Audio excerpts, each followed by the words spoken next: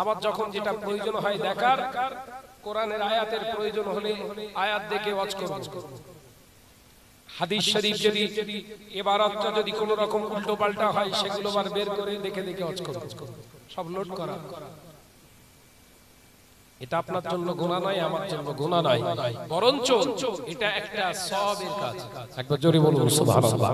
কিন্তু এই মোবাইলে যদি কোনো বিহায়া নাই ফটো রাখি, কোন মহিলার যদি নগ্ন চেহারা দেখি, তখন আর নেকি হচ্ছে না, কাবিরা গুনাহ।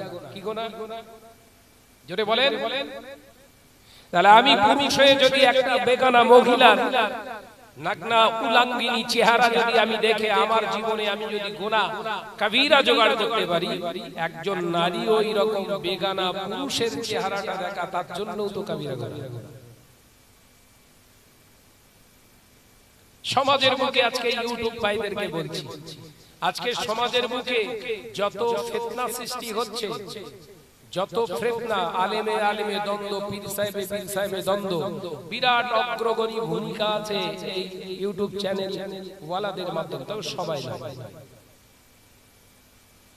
যত আলেমে আলেমে দ্বন্দ্ব, পীর সাহেবে আলেমে দ্বন্দ্ব, যত ইখতিলাফ, মতভেদ, যত দলাদলি তৈরি করেছে, কিন্তু এই সিস্টেম। আবার এর একটি উপকারও আছে। উপকারটা কি?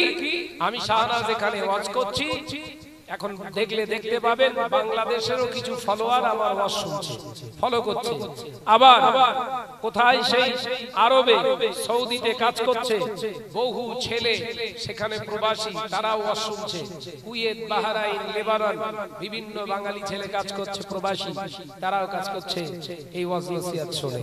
এটা যেমন একটা উপকার, তদ্রূপ আর একটা উপকার আছে পৃথিবীর জমিনে ইসলামকে মিটিয়ে দেওয়ার জন্য যে ব্লুপ্রিন্ট তৈরি করেছে গোটা বিশ্বের ইহুদি, নাসারা, বেদিন, বেঈমান, তারা এরকম মাল্টিমিডিয়া ইউজ করে, ইন্টারনেট ব্যবহার করে ইসলামের বিরুদ্ধে বিভিন্ন রকমের মেসেজ, নবীর বিরুদ্ধে তারা মানুষের কাছে থ্রো করছে।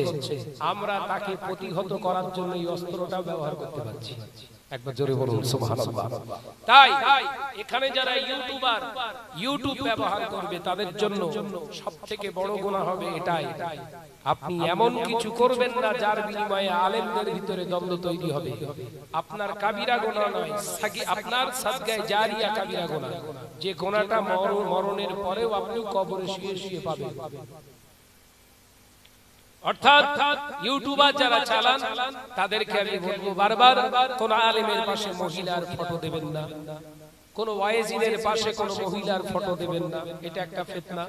দ্বিতীয় নম্বর হলো, কোন ওয়াজ 2 ঘন্টা হলে হয় আপনি পুরো ছাড়ুন 2 ঘন্টা, আর নতুবা কোন সাবজেক্টের উপরে আলোচনা হচ্ছে, ওই সাবজেক্টটা যতক্ষণ না কমপ্লিট হচ্ছে ততক্ষণ কাটছাট করবেন না। ওই সাবজেক্টটা ফুল আলোচনাটাই ছাড়তে হবে আপনাকে। একটা সাবজেক্টের উপরে আলোচনা করতে গিয়ে একজন আলেম একটা উদাহরণ দিচ্ছে, এক্সাম্পল, সেই উদাহরণটার ভিতরে হয়তো সামাজিক কিছু কথা রয়েছে যেগুলো সমাজে বিকৃত হতে পারে, সেই কথাটা আপনি কাট করে ছেড়ে দিয়েছেন, সমাজের কাছে সেই কথাটাই বিকৃত হয়ে গেছে, ভুল ধারণা, ভুল মেসেজ চলে গেছে। এর জন্য দায়ী কিন্তু আলেম নয়, এর জন্য দায়ী আপনারা। ওই জন্য ইউটিউবারদের খুব চিন্তা ভাবনা করে আলেমদের ওয়াজ নোট করবেন এবং ছাড়বেন, খুব চিন্তা ভাবনা করবেন। আমি আলোচনা বোঝাতে চাইছিলাম কি, বিশ্বনবী বললেন ঘরে ঘরে জিনা ব্যভিচার ছয়লাভ হবে, মহিলাদের পুরুষদের অবাধ মেলামেশা হবে। বাবা সাহাবীরা, ওই সময় আমার আল্লাহ কঠিন কঠিন ব্যাধি দেবে, জমিনের উপরে কঠিন কঠিন রোগ দেবে। তাহলে প্রথম ধাপ লজ্জা উঠে যাওয়ার কারণে, লজ্জা না থাকার কারণে অবাধ নারী পুরুষের মেলামেশা, আর এই মেলামেশা থেকে শুরু হবে জিনা ব্যভিচার, আর এই জিনা ব্যভিচারের ওসিলায় হবে কঠিন কঠিন মরণ ব্যাধি। আর হতেও তো শুরু করেছে, হচ্ছে না? এমন এমন রোগ হচ্ছে যার কোনো এখনো প্রতিষেধক ওষুধ বলে সমাজে কিছু পাওয়া যাচ্ছে না, বিজ্ঞান এখনো তৈরি করতে পারে। আপনি ভাবতে পারছেন? আল্লাহ কোরআনে ওই জন্য বলেছেন ওয়ালা তাকরাবুজ জিনা, খবরদার তোমরা জিনার ধারে কাছে যেও না। জিনা করা তো দূরের কথা, জিনা দেখাটাও, জিনা হচ্ছে এই কথাটা শোনাটাও তোমাদের জন্য নিষেধ। পৃথিবীর জমিনে তোমাদের জন্য জিনাকে আমি আল্লাহর তরফ থেকে হারাম করা হয়েছে, অবৈধ মেলামেশা। মেহরামান নজনেরা, যুবকেরা, ছেলেরা, বাচ্চারা, পর্দানিশী নামা বোনেরা, আলোচনা বোঝার চেষ্টা করুন। ও নজনেরা, যুবকেরা, ছেলেরা, বাচ্চারা, পৃথিবীর জমিনে আল্লাহ নবী পাক জবানে জানিয়ে দিলেন, ও আমার সাহাবীরা, আমি নবী জানিয়ে দিলাম, মান তাশাব্বাহা বিকওমিন ফাহুয়া মিনহুম। আমি রাসূলুল্লাহ জানিয়ে দিলাম, যে কওমের তোমরা অনুসরণ করবে, অনুকরণ করবে, কিয়ামতের কঠিন দিনে তাদের সঙ্গে তোমাদের হাসর নসিব হয়ে যাবে। ও নওজওয়ানেরা, নেহালপুরের সোনামানিকেরা, পর্দানিশীরা, মা বোনেরা, পৃথিবীর জমিনে নবীর আদর্শ, নবীর আদর্শ, নবীর ক্যারেক্টার, নবীর চরিত্র, নবীর বাণী যদি আমি আপনি না মেনে চলি, কিয়ামতের দিনে পৃথিবীর জমিনে যাদের অনুকরণে পোশাক পরা, যাদের অনুকরণে আপনার মাথার চুল কাটা, যাদের অনুকরণে আপনার খাওয়া দাওয়া, কিয়ামতের দিন তাদের সঙ্গে আপনার হাসর নসিব হবে। এলাকায় যেহেতু হিন্দু ভাইরা রয়েছে, তাদের পুজোর সময় তাদের ঘরের নারীরা অবাধ, তারা মেলামেশা, অবাধ ঘোরাফেরা করে। ও বাবাজি, এই জলসা মাহফিলকে কেন্দ্র করে যদি আজকের ঘরের মহিলাগুলো রাস্তায় বেরিয়ে পড়ে যায়, বেহায়াপনা করে, তাদের থেকে কি আমাদের আলাদা করা যাবে? কথা বলছেন না, আলাদা করা যাবে? তারা তো পুজোর সময় ঘরের মেয়েদের বার করবে, তাদের পুজোর অনুষ্ঠান হলে ঘরের মেয়েরা সব বেরিয়ে পড়ে, সেজে গুজে একদম পুরো রেডি হয়ে, কারণ ওরা তাদের ধর্মের নীতি মানে। কিন্তু আমার ধর্ম মহিলাদের সেফটি গাইডনেস করেছে। একবার জোরে বলুন না সুবহানাল্লাহ। যে নারী পুরুষের মতো অবাধ অবাধ ঘুরতে পারে না, কারণ নারী হলো গোটা পৃথিবীর সবথেকে শ্রেষ্ঠ নিয়ামত। একবার জোরে বলুন, একবার জোরে বলেন। সবথেকে দামি জিনিস, কিমতি জিনিস হচ্ছে একটা মহিলা। সেই ঘরে মহিলাটাকে যখন আপনি বাজারে অবাধ ছেড়ে দেবেন, সেই মহিলার মর্যাদা কিন্তু আপনি নিজে থেকেই কমিয়ে দিচ্ছেন। দেখবে আপনাদের স্বরূপনগরে বা কচুয়া বাজারে বা এদিকে মাটিয়া বাজারে মিষ্টির দোকানে মিষ্টি থাকে, মিষ্টি থাকে, ওখানে একটা খাবার পাওয়া যায় যার নাম হচ্ছে সন্দেশ। থাকে তো সন্দেশ, থাকে সন্দেশ। ওই সন্দেশ মিষ্টির দোকানে থাকে, রসগোল্লায় তবুও রস থাকার কারণে বা যাই হোক ওদের মনে লাগেছে আলগা রেখে দেয় পাত্র, কিন্তু সন্দেশ যেখানে তোলা থাকে কাঁচের একটা জারের ভিতরে, কাঁচের একটা পাত্রের ভিতরে তাদেরকে রেখে দেয়, সেই খাবারটা রেখে দেয়। আপনি চাইবেন যে 200 গ্রাম আমায় সন্দেশ দাও, হট করে আপনার হাতে দিতে পারবেন, হট করে আপনার হাতে কিন্তু এই সন্দেশটা ধরিয়েও দিতে পারবে না। দোকানদার আপনাকে সাথে সাথে একটা আলাদা ওর বাক্স করা, ঠোঙা তৈরি করা আছে, ওই ঠোঙার ভিতরে আপনার 200 গ্রাম দিয়ে দিল, আপনার সন্দেশ দিয়ে দিল, ওর উপর আবার একটা ঢাকনা আছে, সেটা দিয়ে দুটো গাডার মেরে দিয়েছে, তাই তো? দুটো গাডার, ওই দুটো গাডার দেওয়ার পরেও আপনাকে আবারও একটা পলিথিন, যদি ওই পলিথিনটার দাম 20 পয়সা কি 4 আনা, আপনাকে ওটা আবার ওর সঙ্গে ফ্রি দেবে। ওর ভিতরে আপনি ঢুকিয়ে নেন, নিয়ে হাতে নিয়ে যান, ভেতরে সন্দেশ আছে আপনি জানেন, আর যার বাড়িতে নিয়ে যাবে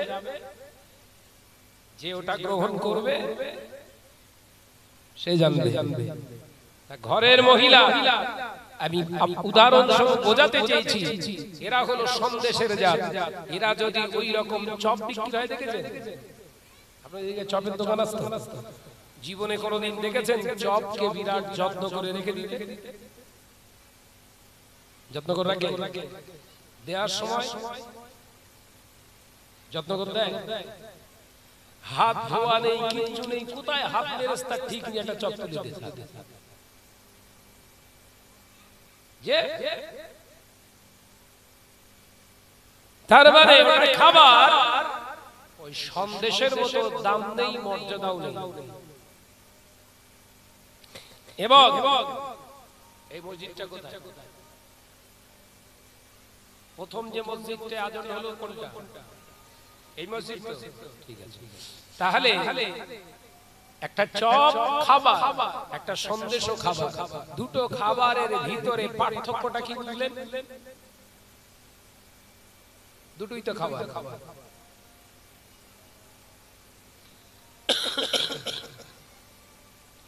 ভাইরা মান নজনের যুবকেরা, এটাই বোঝাতে চাইলাম আপনার ঘরের মহিলাটা যদি, আপনার ঘরের গিন্নিটা যদি ভালো একজন মহিলা হয়, ভালো একজন হিজাবি নারী হয়, যদি আদর্শবতী একজন নারী হয়, ওকে আপনি খোলামেলা জায়গায় রেখে দিতে পারেন না। যদি খোলামেলা জায়গায় রেখে দেন, জেনে রাখবেন আপনার ঘরের মেয়েটা, আপনার ঘরের নারীটা কিন্তু চপের সমতুল্য হয়ে যাবে। অবশ্যই ও নারী, ওর বিবাহ হবে, কিন্তু সেই মর্যাদা কিন্তু আল্লাহর দরবারে আর থাকবে না। কিন্তু দেখতে পাওয়া যাবে যে নারীটা হেজাবিনীর সঙ্গে তথা শরিয়ত মেনে পৃথিবীর জমিনে জীবন যাপন করবে, ওই মহিলাটাকে বিবাহের জন্য, বিবাহ দেওয়ার জন্য ওর মা বাপকে অত পেরেশান বোধ করতে হয় না। ও নজরের যুবকেরা, এবং ওই একজন হেজাবি নারীর বিবাহের দিনে লক্ষ্য করে দেখবে যে নারীটা গোড়াগুড়ি হেজাব করেছে, যে নারীটা গোড়াগুড়ি হেজাবের ভিতরে জীবন যাপন করেছে, ওই নারীটা বিয়ের দিনেতে ও হেজাবের মাধ্যমে তার গন্তব্যস্থল শ্বশুর বাড়ি হাজির হয়। তাই তো নাকি? চপ মার্কা মেয়ে ছেলে ও ওর শ্বশুর বাড়ি যায়, চপের মতো করেই যায়। আজকে সমাজে চপের আমদানি বেশি। যদি বলেন কিরকম, যে মেয়েগুলো রাস্তায় ঘোরাঘুরি করছে যুবতীরা, এদের বিয়ের সময় এরা কি ভুলেও কোনোদিন বলবে আমার বোরখা না হলে আমি বিয়ে করবো না? কথা বুঝতে পারছেন নাকি? বরঞ্চ ওরা ওদের বাপের কাছে আবদার করবে, আমার বিয়েতে সিংহাসন নিয়ে আসতে হবে, বসার চেয়ার আনতে হবে। কি হবে? আমি কোণে সেজে ওই চেয়ারে বসে থাকবো, সবাই আমার দেখবে, সবাই আমায় দেখবে। বাপ দেখলো, তাই তো মেয়ে তো আমার একটা আদরের দুলালি, এক কাজ করি চেয়ার একটা আনি, ভালো একটা, আপনার এখন সব ভাড়ায় পাওয়া যাচ্ছে তো, সুন্দর সুন্দর কারুকার্যময় চেয়ার এনে দিয়ে দিল। মেয়ের গায়ে যত রকম গহনা সব পরিয়েছে, মাথা আলগা করে বসিয়ে দিয়েছে। আপনার দিকে হয়তো কোণে সেজে বসে আছে, আর এখন বরের সঙ্গে যত বরযাত্রী এসেছিল ওর ভিতরে 60%, 100টা বরযাত্রী আসলে 60টা নওজোয়ান থাকে। এসে দেখে শাহনাজের বিবি বসে আছে, 60টা ছেলে তখন দেখতে স্যার ওদের চোখ ঠিকরে বেরিয়ে যাচ্ছে, হারা জিনিস ছিল কোথায়? কথা বুঝছেন নাকি? শাহনাজের উপভোগ করার আগে ভোগ করতেছ কারা? শেয়াল কুকুর। কথা বুঝতে পারছেন নাকি? আলোচনা মাথায় ঢুকছে তো? ভাইরা মান নজরের যুবকেরা, এই অবস্থাতে জীবন যাপন করলে ওর পেটে যে কটা সন্তান হবে, ওইভাবে যদি ওর জীবন যাপন হয়, ওইভাবে যদি ওর স্বামীর সঙ্গে ঘর হয়ে যায়, ওর বাচ্চা আল্লাহ হয়তো দেবে। কিন্তু জেনে রাখবেন, শুনে রাখবেন, ওই মহিলার পেটে যে মহিলাগুলো বেহায়াপনা করে জীবন যাপন করেছে, কোনো পর্দার ধার ধারে না, ওই নারীর পেটে কখনো একটা হাফেজ, ওই নারীর পেটে কখনো একটা হাফেজে কোরআন কিংবা আলেমে দ্বীন আল্লাহ পাক পাঠাবেন না। কারণ পৃথিবীর জমিনে কোন বেয়াদবের পেটে, কোন নির্লজ্জ বেহায়ার পেটে আল্লাহ ওয়ালা আসতে পারে না। ও বাবাজি, নজরেরা, যুবকেরা, ভালো করে বুঝবার চেষ্টা করুন। আল্লাহর নবীর পাগল হযরতে উম্মুল খায়র ফাতেমা আম্মা জান রাহমাতুল্লাহ আলাইহা, আল্লাহর মাহবুব বান্দি, যুবতী বয়সে নিজের মায়ের কাছে কোরআন তেলাওয়াত করতেন। বড় পীর সাহেব হুজুর রাহমাতুল্লাহ আলাইহির আম্মা জান উম্মুল খায়র ফাতেমা রাহমাতুল্লাহ আলাইহা আল্লাহর ইবাদত বান্দিগি করতেন।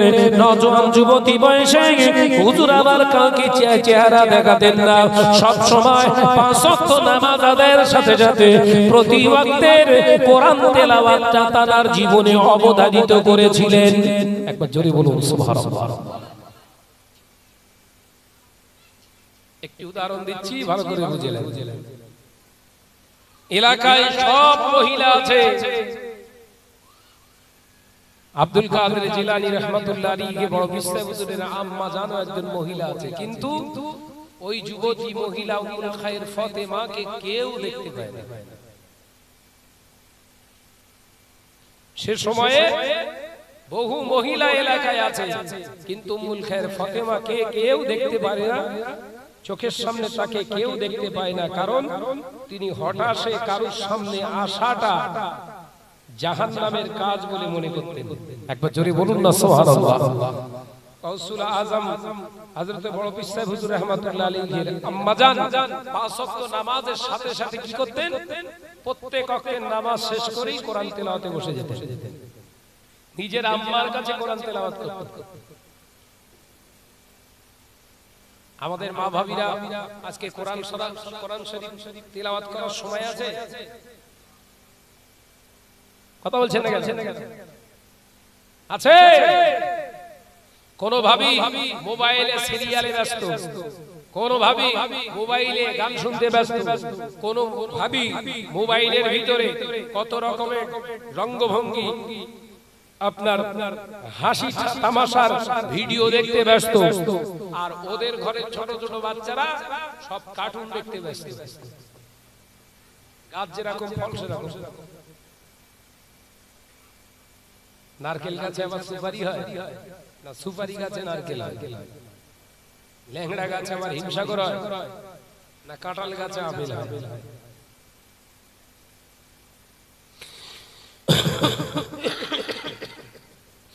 ও নওজোয়ানেরা, যুবকেরা, ছেলেরা, বাচ্চারা, পর্দানিশিনা মা ও বোনেরা, আল্লাহর ওলি গাউসুল আজম বড় পীর সাহেব হুজুর রাহমাতুল্লাহ আলাইহি হুজুর আমার আম্মা জানের ইতিহাসটা বর্ণনা করছি, ভালো করে বুঝুন।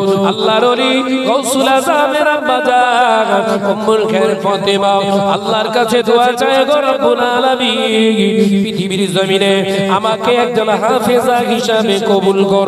প্রতিদিন কোরআন তেলাওয়াত করতেন। কোরআন তেলাওয়াতের এত পরিমাণে আসক্ত হয়ে গিয়েছিলেন, বাড়িতে শিক্ষা অর্জন করে 18 পারা কোরআন শরীফের হাফেজা হয়ে গিয়েছিলেন। জোরে বলুন সুবহানাল্লাহ। এত পরিমাণে কোরআন তেলাওয়াত করতেন, 18 পারা কোরআন শরীফের হাফেজা। সুবহানাল্লাহ।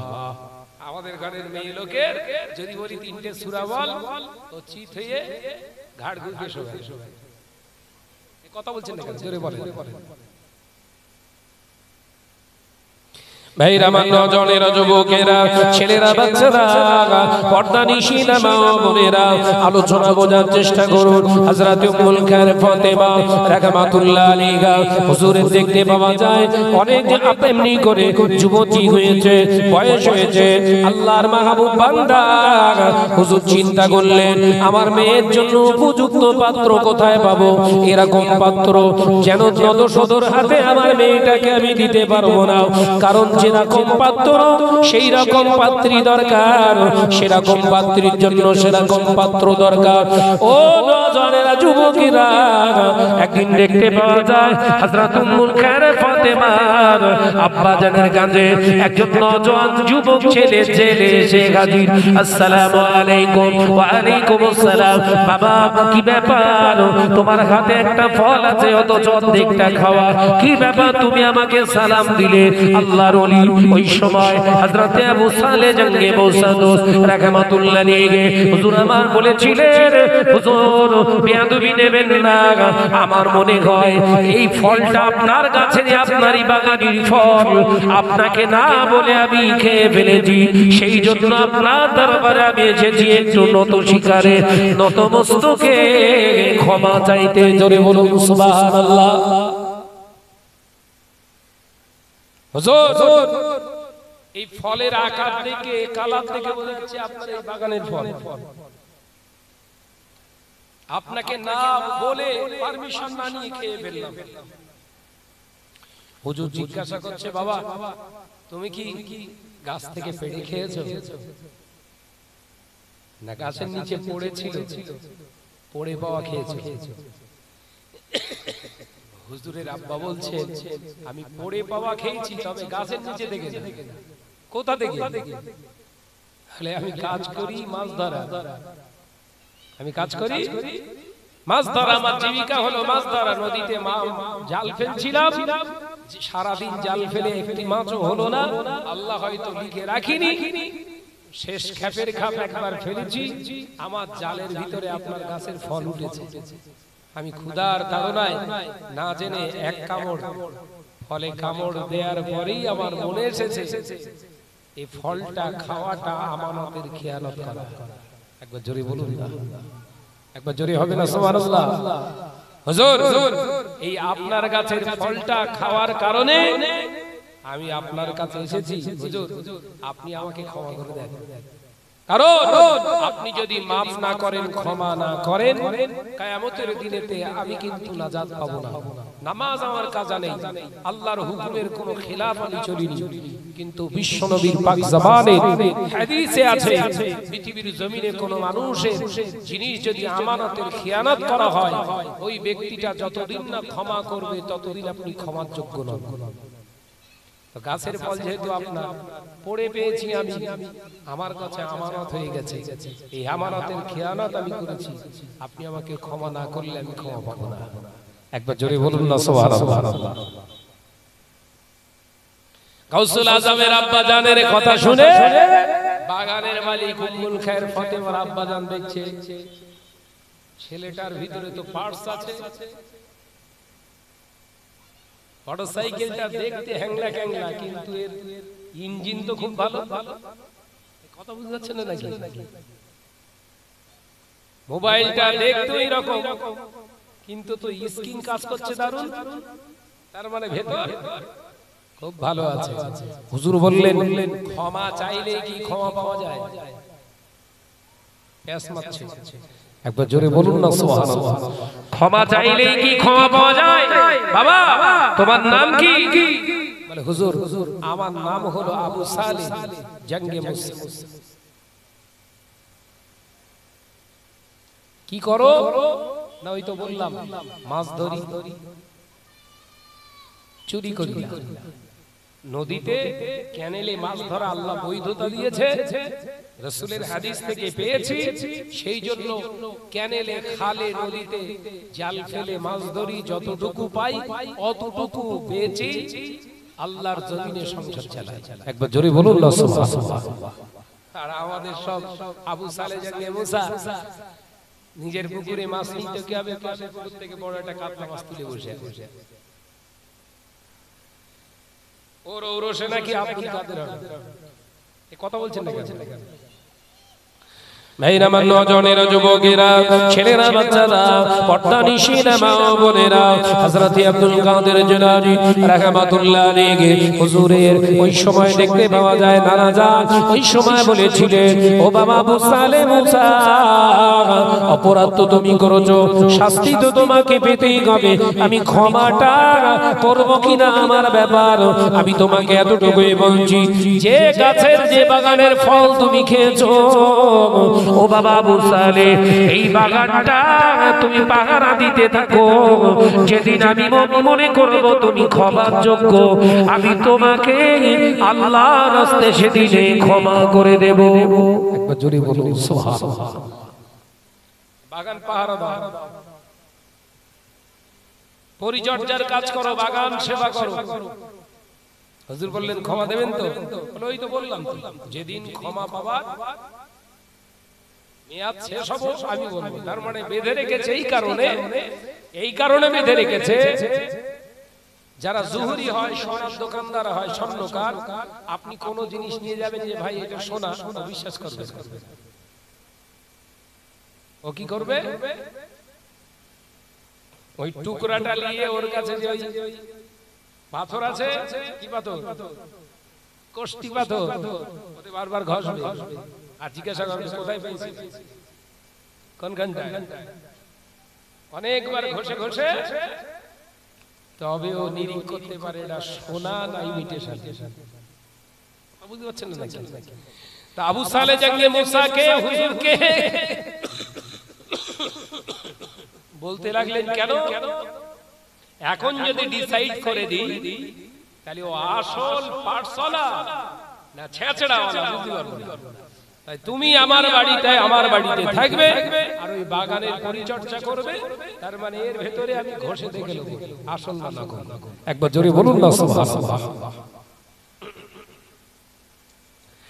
ও নজনেরা যুবকেরা ছেলেরা বাচ্চারা পর্দা নিশিনা মা বোনেরা আলোচনা বোঝার চেষ্টা করুন আল্লাহর ওলি হযরত আবু সালে জাঙ্গে মুসা হুজুর আমার দেখতে পাওয়া যায় 1 বছর 2 বছর 3 বছর অতিক্রান্ত হয়ে গেল 5 বছর অতিক্রান্ত হয়ে গেল টানা প্রায় 12 বছরের অধিক হয়ে গেল হঠাৎ একদিন দেখতে পাওয়া যায় আবু সালে জাঙ্গে মুসা দোস্ত হুজুরকে ডাকলেন বাগানের মালিক ডেকে বললেন ও বাবা আবু সালে আমি তোমার প্রতি খুশি হয়ে গিয়েছি তবে তুমি যদি আমার একটু উপকার করো আমি তোমার কাছে বড় কৃতজ্ঞ থাকব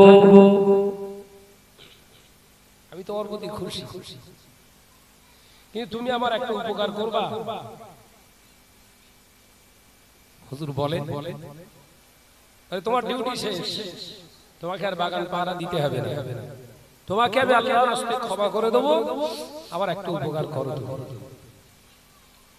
বাবা ছেলে আমার বাড়িতে একটা আমার অন্ধ মেয়ে রয়েছে আমার বাড়িতে একটা কালো গোরা মেয়ে আমার ঘরেতে আছে আমার ঘরেতে একটা খোড়া মহিলা আছে কালা মহিলা আছে জবানে কথা বলতে পারে না বোবা মহিলা এরকম একটা আমার কন্যা আছে যার এই 4টে গুণের অভাব অন্য নারীর থেকে এই নারীর 4টে জিনিস কম রয়েছে দুনিয়ার সমাজের ঘোড়া মহিলা থেকে 4টে গুণ আমার মা আমার মেয়ের ভিতরে কমি রয়েছে নাম হলো উম্মুল খায়র ফাতেমা আমার ফাতেমার ভিতরে এই 4টে জিনিস কমি ও বাবা আবু সালে জাঙ্গে মুসা তুমি কি আমার এই 4টে কমির অধিকারী একজন মহিলাকে তুমি আমার বিয়ে করবে তুমি কি বিবাহ করে উপকারটা করবে হযরতে আবু সালে জাঙ্গে মুসা বললেন হুজুর আপনি আগে বলুন আমার ওই ক্ষমাটা আপনি করে দেবেন কিনা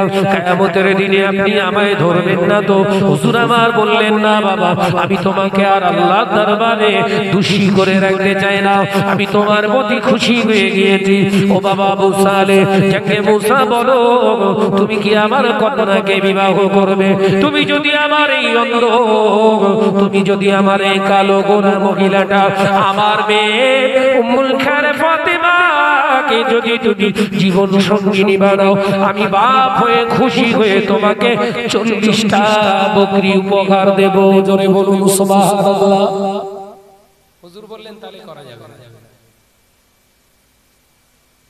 40টা আপনি বকরি দেবেন, আর তার বিনিময়ে আপনার মেয়েকে বিয়ে করব, বিয়ে হবে না। কেন বাবা? বিয়ে করব অনলি ফর আপনার মেয়েকে। আমাদের আবু সালে গুলো বলেন বাপ, বলে নেহালপুরে এরকম পিস আছে। বিয়ের দিন রোববার, তার আগের বৃহস্পতিবারে পেমেন্ট করতে হয়। এত বড় হারামখোর পৃথিবীর জমিনে একজন নাই। ওর দরবারই আমরা আবার ওর বাড়িতে বসে আবার দোয়া করব, আল্লাহ এদের সংসারে তুমি শান্তি নাযিল করো, রহমত নাযিল করো, এদের ঔরসে যে কটা সন্তান দেবে নেক সন্তান দান করো। এই ইমামের কবরে বাস পড়বে না, পড়বে না? কোনের শাদীতে, কোনের বিয়েতে আবার দোয়া, রহমতের দোয়া। নিলজ্জ বেহায়া, 4টে টাকার জন্য এত বড় খারাপি।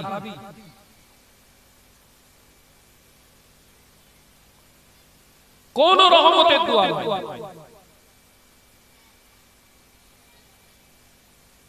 বাবাজি হযরত উম্মুল খায়র ফাতেমাকে বিবাহ করবে কথা দিলেন, কিন্তু শর্ত, আমি কিন্তু আপনার ওই অর্থের লোভে বিবাহ করতে চাই না। আমি বিবাহ করব আল্লাহ আল্লাহ রাসূলকে খুশি করার জন্য। একবার জোরে বলুন সুবহানাল্লাহ। আপনার মেয়েকে কি করবেন না করবেন আপনার ব্যাপার, কিন্তু আমার দায়িত্ব আপনার মেয়েকে বিবাহ করা। রাসূলের একটি সুন্নাত যদি আদায় হয়, একবার জোরে বলুন না সুবহানাল্লাহ। বলছে মেয়েকে এরকম দেখলি, বলছে বকরির থেকে একটু পরিষ্কার, বকরি ছাগল হচ্ছে একটু পরিষ্কার হতে অসুবিধে নেই, মাল তো ভর্তি করে দিচ্ছে, মাল মাল মাল পুরো সেই 107 গাড়ি পুরো ভর্তি। ওর ঘরে আব্দুল কাদের আসবে, কথা বলছেন না কেন? ও নওজওয়ানেরা, যুবকেরা, ছেলেরা, বাচ্চারা, নেহালপুরের মুসলমানেরা, আলোচনা বোঝার চেষ্টা করো।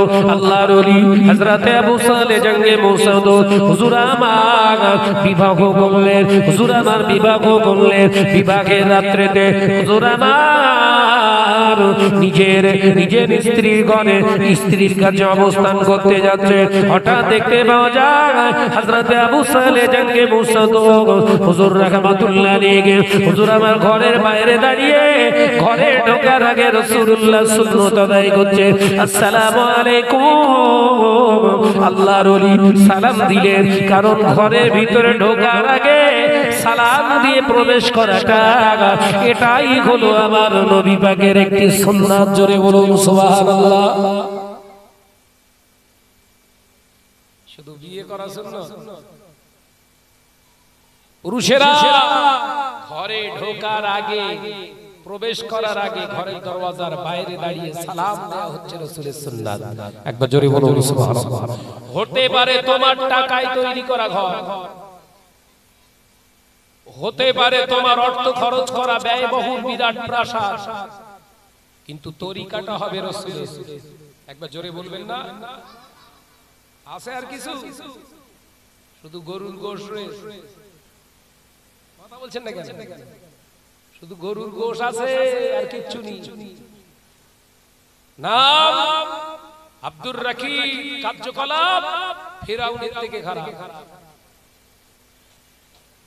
নাম আব্দুল গফুর, বাগান চালার ওস্তাদ। নাম রহিমা খাতুন, 10টা সিমের অধিকারী। কথা ঠিক বলছিলেন? জোরে বলেন না। নাম ফাতেমা, স্বামী ছাড়াও আরো 4টে পুরুষ আছে। লজ্জা। শাহনাজ ভাই বলে, শাহনাজ ভাই খারাপ, যে আজকে মুসলিম সমাজ কুশলিত করছে কারা? মুসলিম সমাজকে বদনাম করছে কারা? মুসলিম সমাজকে পৃথিবীর জমিনে মানুষের সামনে কি করছে কারা? অন্য জাতি, অন্য কমিউনিটি না, এই জাতের কুলাঙ্গার, এই ঘরের কুলাঙ্গারই যথেষ্ট। আপনি বলুন, আজকের এই নেহালপুরের জলসাটা ক্ষতি করছে কারা? বেধর্মীরা। এই কথা বলছেন না কেন?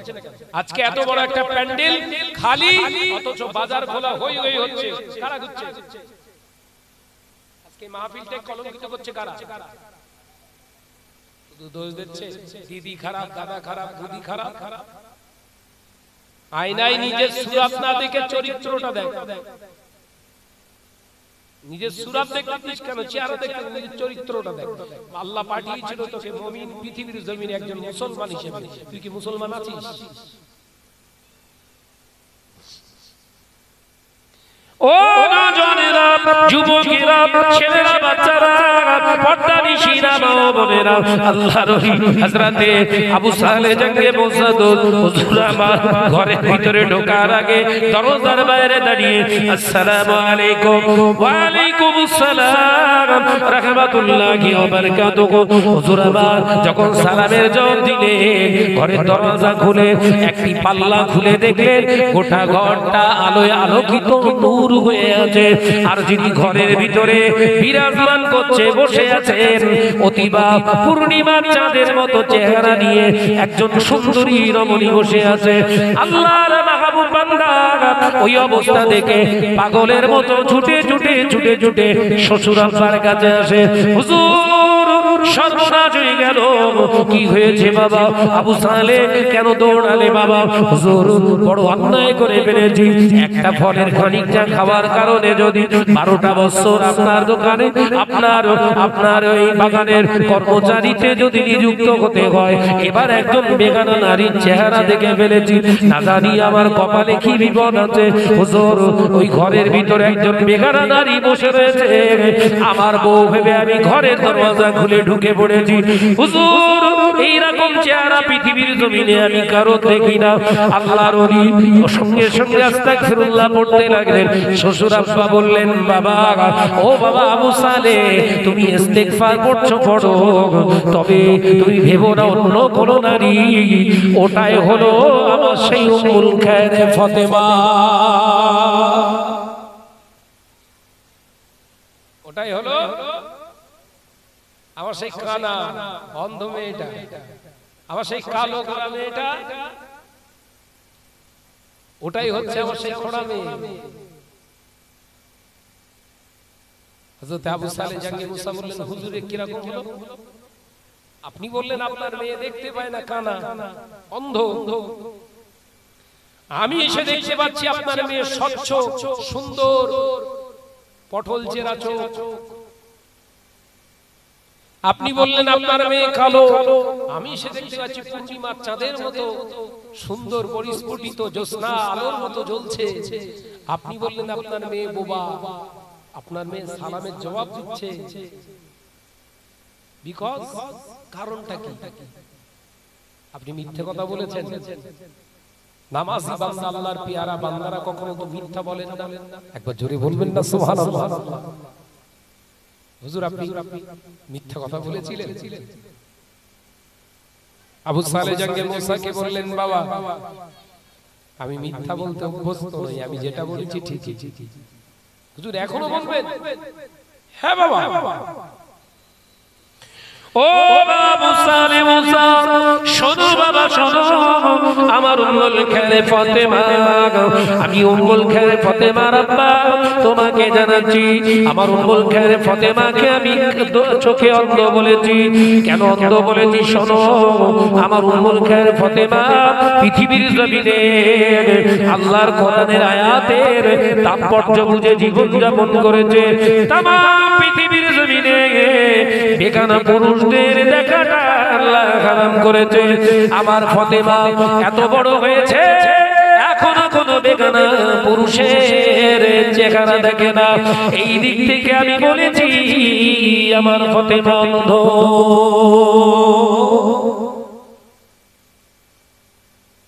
আমার ফাতেগুলা চষে ফেলছে এলাকা। দেখতে আসলে ওর বাবা কি বলে, আমার মেয়ের মতো একটা মেয়ে এরকম পাবেন না।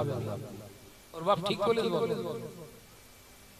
ওর বাপ যে বলেছে আমার মেয়ের মতো একটাও পাবেন না, ঠিক বলেছে না ভুল বলেছে?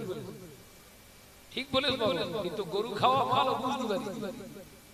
ওর বাপ ঠিকই বলেছে, ওর মেয়ের মতো বাগান ঠালে এলাকা আর একটাও নেই। তো বোঝার ভুল, কথা বুঝতে পারছেন না? দেখবেন দেখতে আসলে বাপ বিরাট গর্ব করে, আমার মেয়ের মতো একটা মেয়ে পাবে না। কিয়ামতের দিনে জবাব দিতে হবে আপনাকে। আপনি কি ভাবছেন? মরবো, কবরের ভিতরে ঢুকে দেবে বিসমিল্লাহি ওয়া আলা মিল্লাতি রাসূলিল্লাহ, ফেরেশতারা বলবেন হ্যাঁ রেখে যা, বুঝে লো। রাসূলের কিরাম মিল্লাতে আমরা চেক করলে আমার কাছে সব টেস্টার আছে হাতে, কারেন্ট আছে না কি নেই, আমার কাছে টেস্টার আছে, আমরা সব চেক করলো। বিসমিল্লাহি ওয়া বিল্লাহি ওয়া ফি সাবিলিল্লাহি ওয়া আলা মিল্লাতি রাসূলিল্লাহ। ও কবরে শুইয়ে দিয়ে আতর মেখে জীবনে কোনোদিন মুখ দিয়ে পানি নেই, মরে যাওয়ার পরে তাই আতর মারছে নির্লজ্জ বেহায়া। যে ছেলেটা জীবনে কোনোদিন পেচ্ছাপ ফিরে পানিনি, দাঁড়িয়ে দাঁড়িয়ে কুকুরের মতো পেচ্ছাপ ফিরেছে, মরে যাওয়ার পরে ওর গায়ে আবার গলক গোলাপ পানি মেখে 4 বোতল পানিতে গাদোয়াচ্ছে। ওরে 4 বোতল কি হবে, 400 লিটারের তবুও পবিত্র না। কথা বুঝতে পারছেন না? শাহনাজ बोले शाहनाज कारा गुलाम खा, हम किसी से डरने वाला नहीं है। যে ছেলেটা দাঁড়িয়ে পেচ্ছাপ করে, শরীর অপবিত্র করে রাখে, রাসূলুল্লাহ বললেন ওই ছেলেটা মেয়েটা ওই অবস্থায় বিনা তওবায় মারা গেলে কিয়ামত পর্যন্ত কবরে বাস পড়া বন্ধ হবে। তুমি ইমাম সাহেব যতই 500 টাকার জন্য বলো জান্নাতে পৌঁছে দাও, বলে না? আল্লাহ বলেন হ্যাঁ জান্নাতে পৌঁছাবো, তুই একবার ঢোক, তোর হুজরুই বার করব একদম। ও নওজওয়ানেরা, যুবকেরা, ছেলেরা, বাচ্চারা, পর্দানিশীরা, মা বোনেরা, আলোচনা বুঝুন। আল্লাহর ওলি হযরত আবু সালেহ জঙ্গে মুসা দোসর রহমাতুল্লাহ আলাইহি শ্বশুর মশাই বোঝাচ্ছেন, বাবা আবু সালেহ রে, ও বাবা আবু সালেহ, তুমি ভয় খেও না, ওটা হলো আমার মুনকারে ফাতেমা। আমি তোমাকে বলেছিলাম ও হলো কানে কালা, কিন্তু তুমি দেখতে পেলেও শুনতে পাবে, ও তোমার আওয়াজটাও শুনতে পাবে, কিন্তু পৃথিবীর কোন বেগানা পুরুষের আওয়াজটা ওর জন্য কান হলো কালা। এই জন্য আমি বলেছিলাম আমার মেয়ে হলো কানে কালা। অর্থাৎ পৃথিবীর জমিনে কোন বেগানা পুরুষের কথার আওয়াজটা আজও পর্যন্ত আমার মেয়ে শোনে না। আর আমাদের ফাতেমারা সব সময় কোথায় আছে, তুমি কোথায় আছে, কোথায় আছে, সচ্ছে এগুলো গোড় করতেছে, কান থেকে ফোন ফেলে। এখন আবার সেই ব্লুটুথ সব বের করেছে না, কানে লাগিয়ে রেখেছে, চুল ফেলে যেন না বুঝতে পারে। মেয়েলে গর্ব করো, তোর গর্ব বার করবে কবরে ঢোকো। ও নওজওয়ানেরা, যুবকেরা, ছেলেরা, বাচ্চারা, পর্দানিশীরা, মা বোনেরা, আলোচনা বোঝার চেষ্টা করো। আল্লাহর ওলি হযরত আবু সালেহ জঙ্গে মুসা রাহমাতুল্লাহ আলাইহি বলেছিলেন, হুজুর সেটা মেনে নিলাম, হুজুর আপনি বললেন আপনার মেয়ে কালো, আপনার মেয়ে কালো, কিন্তু আপনার মেয়ে তো পূর্ণিমার চাঁদের মতো উজ্জ্বল, হুজুর এটা মিথ্যা কি নয়? বললেন না বাবা না, আমার মেয়ে যে কালো এটা দুনিয়ার মানুষের কাছে কালো, কালো অন্ধকার, যেমন পৃথিবীর কোনো মানুষ কিছু দেখতে পায় না। আমার মেয়ের চেহারা, আমার মেয়ের রূপ, আমার মেয়ের গায়ের রং কেমন এলাকার কোন মানুষ বর্ণনা দিতে পারে না। সেই জন্য বলেছি আমার ফাতেমা হলো কালো।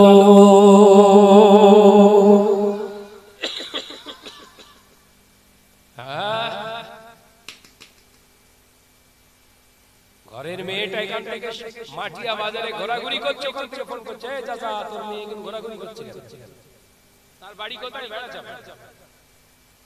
নেহালপুরের মেয়ে মাটিয়ায় ঘোরাঘুরি করছে, বেড়াচাপা। ছেলে ফোন করে বলছে, চাচা তোর ছেলে মেয়ে ঘোরাঘুরি করতেছে কেন? তার মানে ও চিনতে চালু বাকি আছে, আলোচনা বুঝতে পারেন। সেই বারাসাত মার্কেটিং করছে মেয়েটা, বেড়া চাপার থেকে ফোন করে বলছে, ভাই তোর মেয়েকে কিন্তু বারাসাতে দেখলো, হিজাব আছে, পর্দা আছে না জর্দা হয়ে গেছে? বলবা পরম করিস না, চুপ করে দিস কেন?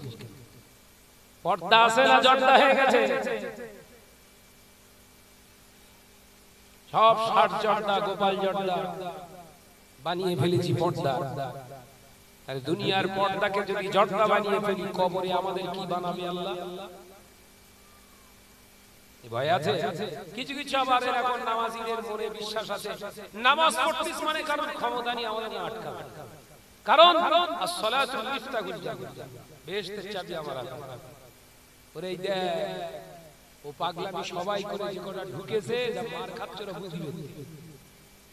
শুধু নামাজটাই শেষ কথা ছিল না, নামাজটা যেমন ফরজে আইন, ঘরের মেয়ে, ঘরের বিবি, ঘরের মহিলাদেরকে পর্দা নিশিনা করা হচ্ছে ফরজে আইন। তো ছিলে ফেলবে, কথা বুঝতে পারছেন না? চাচা ওই মসজিদের কোনায় বসে লা ইলাহা লা ইলাহা শয়তান বলছে ইরাম করতেছ কেন? ওর বড় মেয়ে আমার মুরিদ, ওর বিবি আমার মুরিদ, প্রত্যেক সপ্তাহে আমার এজেন্টের সঙ্গে মিটিং এ বসে, বুধবার বৃহস্পতিবার 12-14টা করে মহিলা বসে, এসব চুপ করে দিন। হেলপুরি বলে এসব নেই, আসে বা হ্যাঁ 12-14টা করে মহিলা একসঙ্গে বসে, আল্লাহ কি দেখে করতেছে? বলো আপনার না, সব আমার। আল্লাহ বলতে হারাতে বলিস কি করে, তোর কি করে হবে? বুঝে খোঁজলেন, ওর বড় মেয়ে, ওর নিজের বউ, সব মহিলা সমিতির এজেন্ট। ফেরেশতারা মাথা ঠুকতেছে, আল্লাহ কার কি করব ভেবে পাচ্ছি। এই নজনেরা, যুবকেরা, ছেলেরা, বাচ্চারা, পর্দা নিশিনা বোনেরা, আলোচনা বোঝার চেষ্টা করো। আল্লাহ নবী দিন ও দুনিয়া বাদশাহ হাবিবুল্লাহকে, নবী জনাবে মুহাম্মদুর রাসূলুল্লাহকে সাল্লাল্লাহু আলাইহি ওয়াসাল্লামের পাক জবানের হাদিস দিয়ে আমি বোঝাতে চেয়েছিলাম। আল্লাহ নবী বললেন, আল হায়াউ শুবাতুম মিনাল ঈমান, লজ্জা হলো ঈমানের একটি শাখা। ও বাবাজি, সাহাবায়ে কেরামেরা, আমি রাসূলুল্লাহ জানিয়ে দিয়ে গেলাম, শুনে নাও, জেনে নাও, পর্দা যখন পৃথিবীর জমিনে লজ্জা যখন উঠে যাবে, পর্দা আর কেউ করতে চাইবে না, পর্দা করাটা তাদের কাছে অপরাধ বলে গণ্য হয়ে যাবে। ও নওজোয়ানেরা, যুবকেরা, এই পর্দা না থাকার কারণে, লজ্জা না থাকার কারণে, হায়া না থাকার কারণে পুরুষের সঙ্গে মহিলারা বসে বসে মিটিং করবে। বাবা সাহাবীরা, দেখতে পাওয়া যাবে নারী পুরুষেরা অবাধ মেলামেশা শুরু করে দেবে। আমি নবী জানিয়ে দিয়ে গেলাম, তখন ওই সময় ঘরে ঘরে জেনা ব্যভিচার হবে। যুবকেরা, ছেলেরা, বাচ্চারা, পর্দা নিশিনা মা বোনেরা, হযরত উম্মুল খান ফাতেমার কথাটা বলছিলাম, ভালো করে বুঝে নেন। হযরত আব্দুল কাদের জিলানী রাহমাতুল্লাহ আলাইহি, আম্মা জান উম্মুল খান ফাতেমা রাহমাতুল্লাহ আলাইহা, হুজুর আমার দেখতে পাওয়া যায় ঘরেতে বসে রয়েছেন। হুজুরের স্বামী গিয়ে নিজের শ্বশুরকে প্রশ্ন করলেন, হুজুর আপনি বললেন আপনার মেয়ে, আপনার কন্যা অন্ধ, হুজুর এটা কি বলে সম্ভব? নিশ্চিত এটা মিথ্যা কথা হবে। না বাবা আবু সালেহ, আমি মিথ্যা কথা বলতে শিখিনি, তোমাকে যেটা বলেছি অতি বাস্তব। কারণ আমার মেয়েটা পৃথিবীর জমিনে অন্ধ, তাদের জন্য অন্ধ, কারণ আমার মেয়েটা চোখ নিয়ে কোনোদিন তোমাকে ছাড়া, আর আমি ওর পিতার, ওর মাতাকে ছাড়া দ্বিতীয় কোনো, তৃতীয় কোনো, চতুর্থ কোনো পুরুষ নজরে আসে না।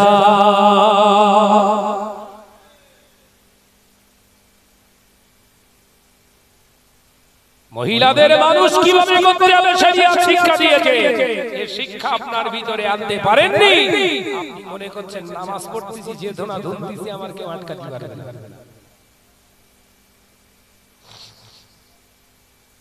আজকে বড় কষ্ট হয়, আমার জাতি, আমার কমিউনিটি, আপনার গায়ের সব গায়ের মুসলিমদের সঙ্গে অন্য জাতি, অন্য বিজাতিদের অনুকরণে জীবন চরিত্র গঠন করে। আমার লজ্জা হয়, লজ্জা হয়। ওরা এই অবস্থায় মারা গেলে ওদের জানাজায় শরীক হওয়া তো দূরের কথা, মরে গেছে শুনতে এলাকা ছাড়া হতে হবে। কবরটা দোয়া হয়ে গেলে ঘরে আসতে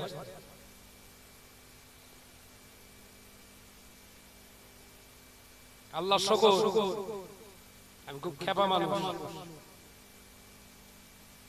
যে কোন বেনামাজি মারা গেলে, কোন বেপরদা নিশিনা মরে গেলে আমি অন্য কাজে ব্যস্ত থাকি। আমি যতটা জানি এ নামাজ পড়তো না, এ শরীয়তের ধাপ ধাপ না, এ মরে গেছে তো ওর জন্য কোনো দয়া নেই। বশির আল্লাহ মাহমুদ রাহমাতুল্লাহ আলাইহি ফতোয়া দিয়ে গেছে, কোন বেপরদা নিশিনা এবং কোন সুদখোর যদি বিনা তওবায় মারা যায়, ওদের জন্য জানাজা পড়া 5 ওয়াক্ত নামাজীদের জন্য দুরুস্ত নয়। কথা বুঝতে পেরেছেন? তোমার উপর দরদ দেখাতে গেলে আমার কবরে বাস করবে, সামলাবে কি? তুমি শরীয়তকে জবাই করে চলো, তোমার প্রতি দরদ দেখানো মানে আমার নিজের কবর আমি নিজে খুলে বসে আছি।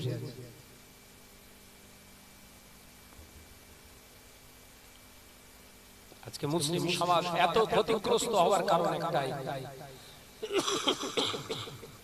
আমরা তাসাব্বা করে চলছি, অনুকরণ করে চলছি সম্পূর্ণ ইসলাম বিরোধী মন মানসিকতার মানুষদের।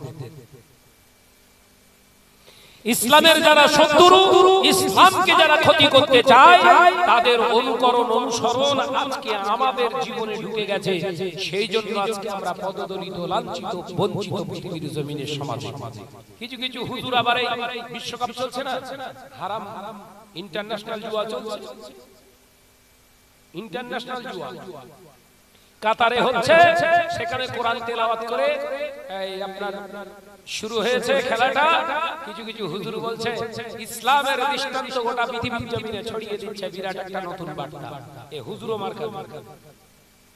ফুটবল খেলাটা হারাম, হুইশাট হুজুরের কিতাব পড়ুন, ফুটবল খেলাটা হারাম।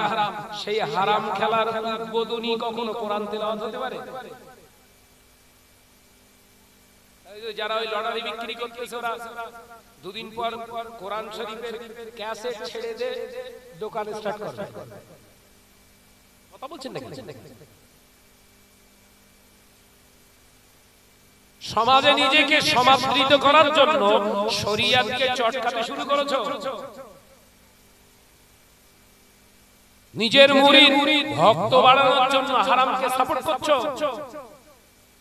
না, কাতারের বিশ্বকাপ ফুটবলে এন্ট্রি নিতে গেলে, আপনার ওখানে প্রবেশ করতে গেলে মদ্যপ অবস্থায় আপনাকে যেতে দেয়া যাবে না, ঢুকতে দেবে না। নারীরা হই হুল্লোড় করে বেপরদা হিসাবে ওখানে প্রবেশ করতে পারবে না। আপনি জানেন? আপনি জানেন? এই তো কালকেরই ছবি একটা পাঠিয়েছে, কালকেরই একটা ফুটেজ পাঠিয়েছে। তো মহিলারা সম্পূর্ণ অর্ধনগ্ন ড্রেস পরে তার ভেতরে নাচানাচি করছে ফুটবল খেলায়, দেখতে পাওনি? ফুটবল খেলাটা কোরআন তেলাওয়াত দিয়ে শুরু হয়েছিল। পপ স্টার গায়ক জাপান থেকে এসেছে, গান গেয়েছে, নেচেছে মহিলাদের নিয়ে। কোথায় ছিল তোমার চোখ? দুদিন পর আমাদের ঘরের ছেলেরা এইসব হুজুরের ওয়াজ শুনে ওরা মদের বোতল খুলবে, বিসমিল্লাহ বলে দিয়ে গেলাম। কথা বুঝতে পারছেন? আমাদের এত বড় হুজুর যদি তার প্রশংসা করে, ফুটবল খেলা হারাম, সেটা যদি আল্লাহ কোরআন তেলাওয়াতকে বলে বিশাল ইসলামের অগ্রগণী, বিরাট একটা অগ্রগতি চিহ্ন পাওয়া যাচ্ছে, তাহলে হুজুরের ফতোয়াটা আমরাও একটু ফতোয়া তৈরি করি। তাহলে মদ খাবো, বিসমিল্লাহির রহমানির রহিম, কারণ বিসমিল্লাহ পড়া মানে বরকত নেমে আসে। এই কথা বুঝতে যাচ্ছে না? যদি এই এক বোতলের জায়গায় 1.5 বোতল হয়, বিসমিল্লাহ বলতে অসুবিধা নেই। কথা বুঝতে পারছেন? সাবধান হন। আমি আপনাদের ভাই শাহনাজ বলে যাই, যেটা আল্লাহ হারাম করেছে রাসূলের দ্বারা, যেটা হারাম নিষিদ্ধ করেছে, পৃথিবীর কোন মাওলানা মলি সাহেব হাজার চেষ্টা করলেও, হাজার ফতোয়া দিলেও ওটা কোশ্চিনকালে কিয়ামত পর্যন্ত হালাল হওয়া সম্ভব, জোরে বলে, সম্ভব নয়। সম্ভব নয়। রাসূল যেটাকে হালাল বলে গেছে, तमाम পৃথিবীর মানুষ যদি একযোগে ফতোয়া লেখে, तमाम পৃথিবীর সমস্ত মুহাদ্দিস ফকিহ, সমস্ত মুফতি যদি ফতোয়া দেয় এটা হালাল, আল্লাহ যেটা বলেছে হারাম ওটা হারাম, যেটা বলেছেন হালাল तमाम পৃথিবীর মুফতি ফতোয়া দিলে ওটা কখনো হারাম হবে না, ওটা হালাল। এটাই আল্লাহর বিধান। একবার জোরে বলুন সুবহানাল্লাহ। ভাইরা, আমার নওজওয়ানেরা, যুবকেরা, ছেলেরা, বাচ্চারা, পর্দানিশীরা, মা ও বোনেরা, আলোচনা বোঝার চেষ্টা করো। আল্লাহর ওলি হযরতে আবু সালেহ জঙ্গে মৌসাদ রাহমাতুল্লাহ আলাইহি ঘরের ভিতরে প্রবেশ করলেন, বিবিকে আবারো সালাম করলেন। ও নওজওয়ানেরা, যুবকেরা, আল্লাহর ওলি হযরত উম্মুল খায়র ফাতেমা রাহমাতুল্লাহ আলাইহি জিজ্ঞাসা করলেন, ও আমার বিবি, তোমাকে একটু আমি জিজ্ঞাসা করতে চাই, বলো তো কোরআন শরীফে কোটা কোরআন শরীফের কটি আয়াত আছে? হযরত আল্লাহর মাহবুব বান্দি হযরত উম্মুল খায়র ফাতেমা বলেছিলেন 6666টি আয়াত। হযরত উম্মুল খায়র ফাতেমাকে বলেছিলেন, আপনি কি আমার সামনে সূরা তওবাটাকে পড়ে শোনাতে পারেন? বাসর হচ্ছে, বাসর করে কি হচ্ছে? সূরা তওবাটাকে একবার পড়ে শোনান তো। আর আমাদের ছেলেরা বাসর করছে, জিজ্ঞাসা করছে কোন কোন পার্কে গিয়েছিলেন, গল্প করো, কথা বলছে নাকি? শহীদুল্লাহ কলেজে পড়তে কত ছেলে তোমার দিকে নজর দিত,